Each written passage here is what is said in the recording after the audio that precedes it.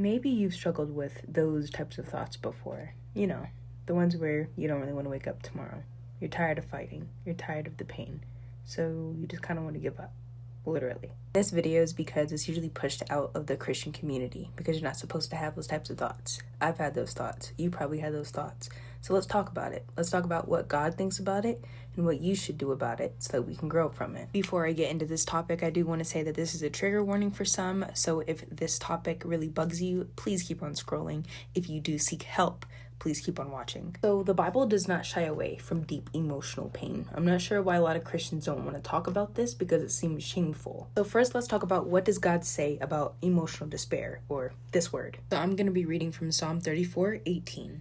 The Lord is near to the brokenhearted and saves the crushed spirit. Or what about Deuteronomy 31:6? I will never leave you nor forsake you. So let's look at actual people in the Bible who also struggled with this. So let's look at 1 Kings 19:4. Elijah, he straight up told the Lord that he wants to die.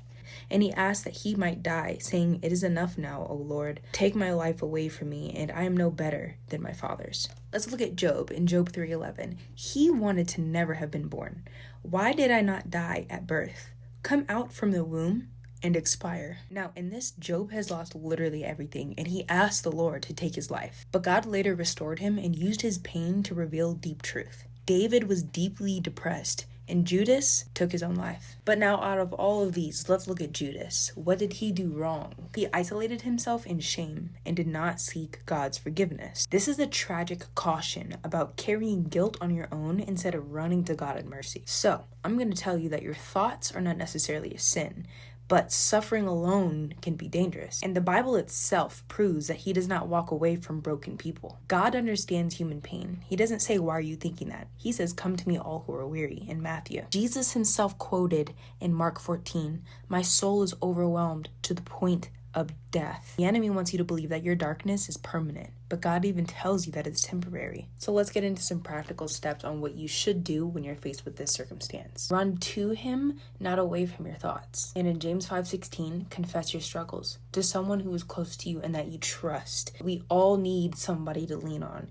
and doing it ourselves is very dangerous. I also advise you to read the Psalms. The Psalms is full of people who are brokenhearted, who are struggling, but come out in the end with victory in Jesus. Feed your mind the truth. I'm not alone. God has a purpose for me. If you really need it, get help. God uses people to help other people. Do not be ashamed of that. I am living proof, and you are too. So please remember that Jesus loves you. Spiritual battles are real, but so is the armor of God. So let's learn how to use it. I will see you in the next video. God bless.